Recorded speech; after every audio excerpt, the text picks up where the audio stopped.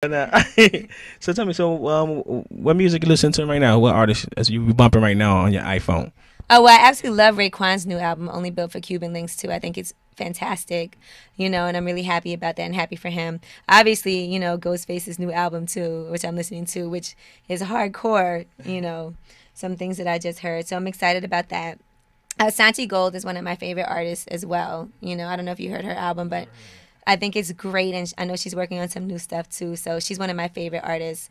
Obviously, like I love anything Wu Tang related. Eminem, I'm excited for his new album to come out. 50 Cent has something new. Jay Z's Blueprint 3, obviously. I think it's a good time. Nicki Minaj, I like her.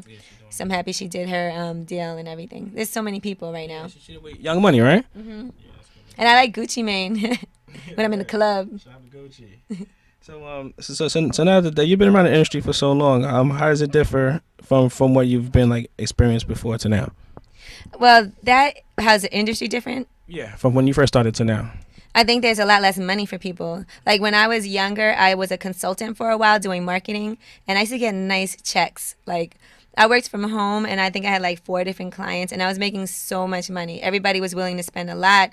Like, oh, here, we'll pay you, $4,000 a month to do this. And if you have like, a bunch of different people paying you to consult, it was great. But nowadays, people aren't, spending money so freely. I know there's a recession, but even aside from that, with record labels not making money like they used to, it's definitely hurting a lot of people, and it's harder to find work. I mean, producers used to get paid a whole lot more to do tracks. You hear people paying like, $80,000 for a track. That just doesn't happen anymore. There's so many people that are up and coming. You don't even need to get those like big name producers anymore like you used to.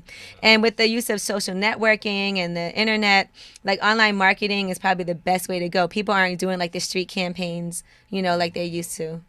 That's true. I mean, but I still feel like the grassroots movement is still a viable thing for an artist. Like I know social networks takes a lot away, but I still think there's nothing like word of mouth as far as from an artist out there in the streets, like relating directly to the people as well. No, I agree. And there's nothing like doing shows and actually meeting people in person and going from city to city so people get to experience, you. But I'm just saying that as far as like getting paid to be, a consultant and doing marketing and setting up campaigns, it's just not what it used to be.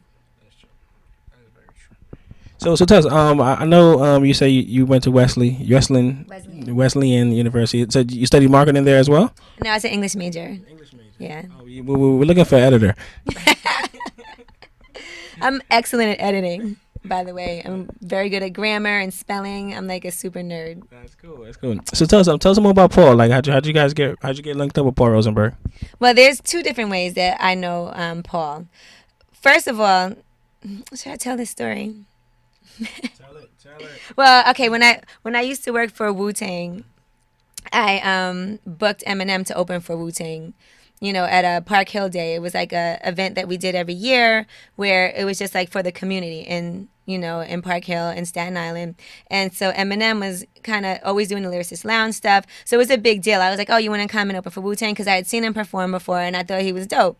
So he came out and people loved him and they didn't even like all know who he was. And he's in the middle of the projects, performing. So they always remember that. And Paul's the kind of person that will always like, oh, you helped me out when we didn't really have anything. We didn't have a deal or anything. So I think that just from that, we've always stayed in contact. And then I was working in a clothing line and I would send clothes for Eminem all the time. So we have like a history, that goes back. And I think that he helped me out. Like I worked for Eminem's clothing line. It was always like, one day we're going to work together. But things just didn't coincide at first because I was doing a lot of, like I said, consulting. So I didn't really want to be in the office. And then the opportunity came up here where I wanted to do marketing at Sirius. And he said, I'll put you on the air. And it just worked out great. So tell us about your first day on the air. How was that? It was horrible.